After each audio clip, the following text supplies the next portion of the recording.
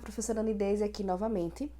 Dessa vez o nosso assunto é sobre escrita. Vocês fizeram um texto que eu pedi para diagnosticar a escrita de vocês. E aí, na aula de hoje, eu vou trabalhar mostrando para vocês como é que eu faço a correção, como é que eu analiso e que exigências eu vou pedir a vocês ao longo do ano, certo? Não se assustem com a quantidade, porque são coisas simples, algumas um pouco mais complicadas que eu vou intensificar um pouquinho mais o estudo, a gente vai trabalhar bastante escrita também esse ano. E aí, ao longo das atividades feitas, dos textos produzidos, vocês vão entendendo melhor. Quanto mais fizer, melhor vai ficar. O segredo é esse.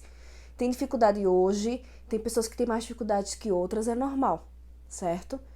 Mas escreva, produza o seu. Então, quando eu falo em produção de texto, é para vocês criarem o texto de vocês, não copiarem. Porque aí vocês não estão aprendendo nada, melhorando em nada, certo? Então, vamos ver quais são esses itens e o que é que eu observo no texto de vocês? Preste atenção. Bom, então vamos começar vendo quais são esses pontos e o que é que eu exijo de vocês na escrita ao longo desse ano. O primeiro ponto eu chamo de organização. E dentro desse ponto eu trabalho esses pequenos pontos aí, ó, letra, parágrafo, margens e separação silábica.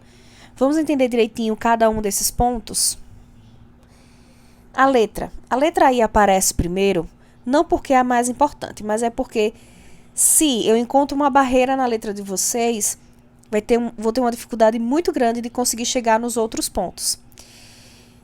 Então aqui, eu não estou exigindo uma letra bonita, eu quero uma letra legível, como tem a pergunta ali. Se eu não consigo entender o que você escreve, como eu irei corrigir?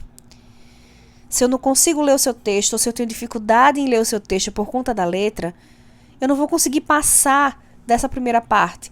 Não vou conseguir fazer toda a análise que eu preciso do seu texto. Então, não estou exigindo uma letra bonita, mas uma letra funcional, uma letra legível. Eu sei que com as redes sociais, com a internet e agora com as aulas remotas, nós temos escrito muito pouco, né? Na letra cursiva, escrito à mão. Mas é preciso retornar esse hábito, nem que seja nas nossas aulas, nem que seja na escola. Não podemos perder o hábito da escrita cursiva, porque nem sempre a gente tem o celular. E a letra cursiva e o caderno ainda estão em voga, certo? Então, não é trabalhar uma letra bonita, mas tentar arredondar a sua letra para fazer com que a leitura do seu texto seja facilitada, seja possível por outra pessoa, certo? Segundo ponto, o parágrafo. Aqui tem uma pequena definição que eu quero ler com vocês. Então, parágrafo é uma divisão de um discurso que apresenta sentido completo e unidade entre as ideias tratadas, iniciando-se em uma nova linha e sendo delimitado por um sinal de pontuação, como ponto final, exclamação, entre outros. Então, eu encontrei, né, dos textos que vocês me mandaram, pessoas que fizeram o texto todo somente um parágrafo, 20 linhas, 30 linhas, 15 linhas, só um parágrafo. Mostra para mim que não sabe delimitar parágrafo. Não sabe no sentido do que não sabe para que serve. Aqui, claro, estou só passando no geral o que é parágrafo, depois eu vou fazer aulas com vocês sobre o tema, certo? Então, tem que aprender a dividir o texto em parágrafos. Para que servem os parágrafos? Estruturalmente no texto, serve para separar os temas variados abordados no texto. Ou para separar a sequência narrativa. E visualmente faz com que o leitor, ao buscar, como tem aqui, facilitando para o leitor navegar pelo texto, serve para que, só ao visualizar seu texto, a gente consiga reconhecer qual é o terceiro parágrafo, qual é o quinto parágrafo. Por quê? Visualmente, um parágrafo não inicia no início da linha, né? É preciso dar um recuo à direita para poder começar. Então, um dedo, 2 dedos do início da linha para poder começar a escrever. Então, eu vou exigir essa paragrafação, essa separação, e que o texto de vocês tenha mais de um parágrafo se um texto é grande, né? Se um texto for só um parágrafo, porque são 5 linhas, 6 linhas, tudo bem, mas um texto maior que isso, ele precisa de outros parágrafos. E aí nós temos a margem. Esse aqui é um ponto muito visual. É bem de estrutura mesmo de uma escrita no caderno. Mas que eu vou exigir porque eu quero também a organização. Porque um texto bem organizado, bem arrumadinho, já enche os nossos olhos e facilita a leitura, certo? Então, no caderno de vocês tem margens, as linhas, e a margem é o que fica que fica nas bordas dessa linha, certo? Então, antes de começar a linha, no caderno de vocês, tem ou um espaço em branco ou um traço.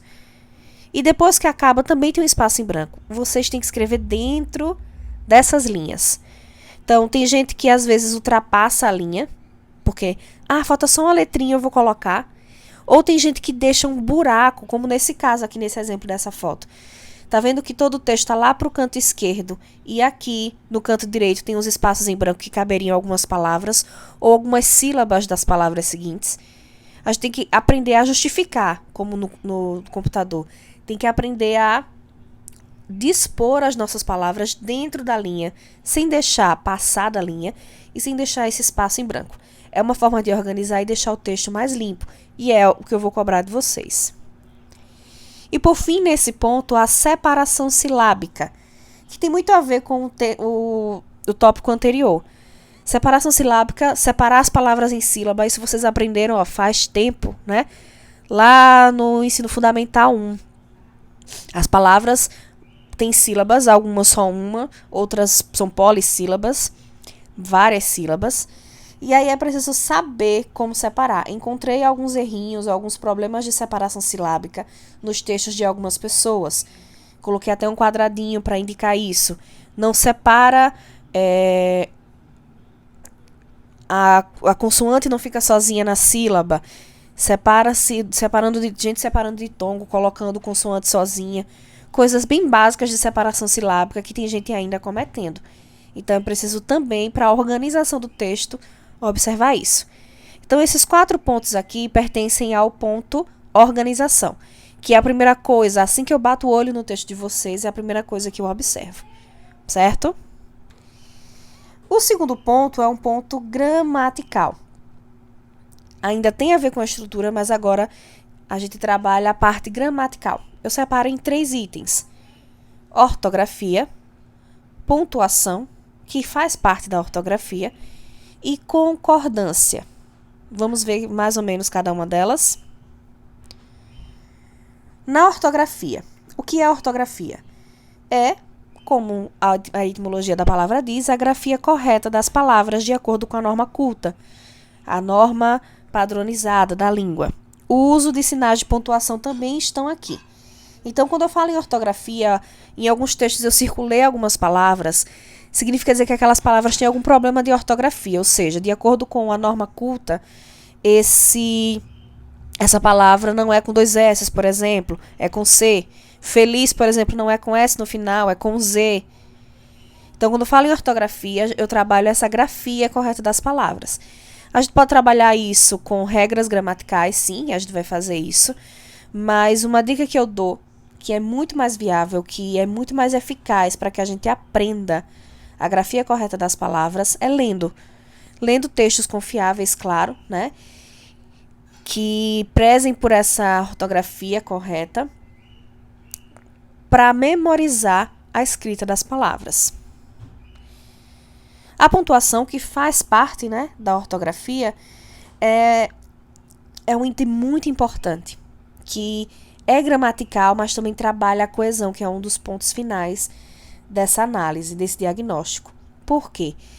É através da pontuação na escrita que o texto ele ganha ritmo, ele ganha entonação, ele ganha até emoções. Tem gente, e aí é um problema geral, a maioria mostra essa dificuldade, principalmente com vírgula, que é a pontuação mais complicada. Mas a gente precisa trabalhar e, é claro, eu vou trazer reforços, revisões sobre o tema com vocês. Além disso, também é um elemento de coesão muito importante. A gente vai entender daqui a pouco o que é coesão. Então, as vírgulas, a pontuação de forma geral, é um elemento muito importante, não só gramatical, mas para dar um sentido mesmo e um ritmo ao texto. E por fim, nesse ponto, concordância. Aí tem um exemplo de concordância. Existem 2 tipos de concordância, né? Concordância é, no geral, uma harmonização, esse concordar entre as palavras de uma oração. Ou seja, as palavras que compõem orações, que compõem textos, elas precisam estar concordando entre si. E existe a concordância verbal. Olha o exemplo, o aluno diz a verdade. O verbo dizer está no singular para concordar com o aluno. Quando eu coloco eles no lugar de aluno, o verbo não pode ficar eles diz a verdade. Tem que ser eles dizem a verdade. Isso é questão de concordância verbal. O verbo tem que concordar com esse sujeito eles. Ou uma concordância nominal. Ó. O aluno aplicado aprende. Aplicado está no masculino para combinar com o aluno. A aluna aplicada aprende. Agora a aplicada teve que ir para o feminino para concordar com a aluna. Isso é uma concordância nominal. Um adjetivo concordando com um substantivo. Então, analisem também alguns problemas de concordância nos textos de algumas pessoas que a gente vai trabalhando ao longo do ano. Então, esse ponto 2 é um ponto gramatical.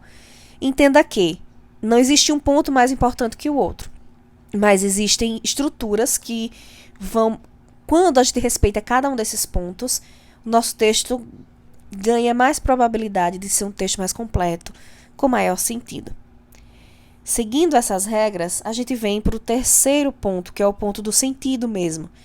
É nesse ponto que eu analiso o texto de vocês no sentido de nota.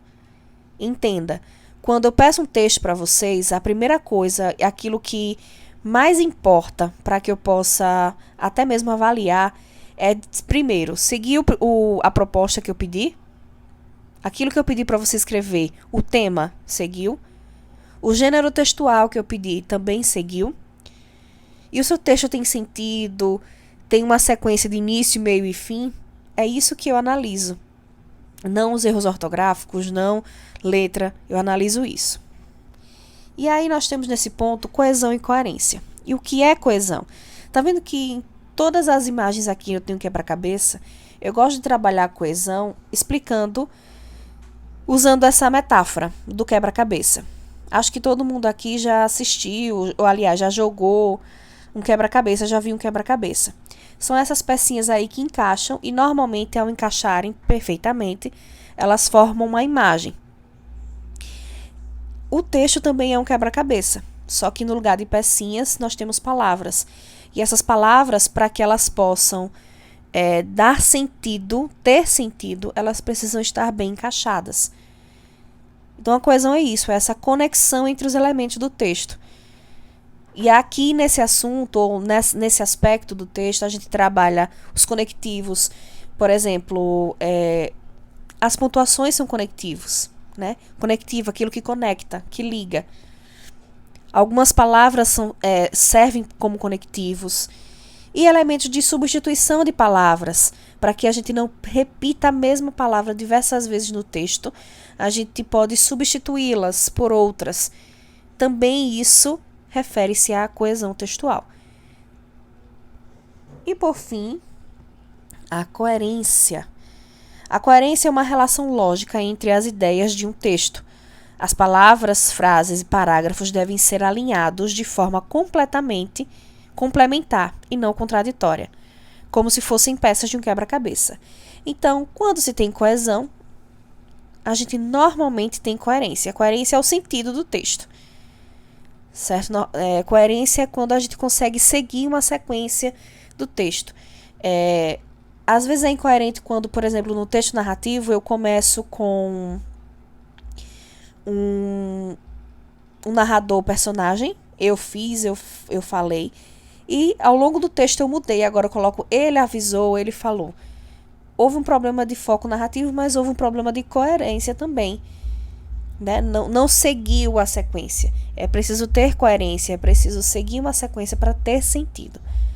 Certo? Espero que que vocês tenham conseguido entender a diferença de cada um desses pontos.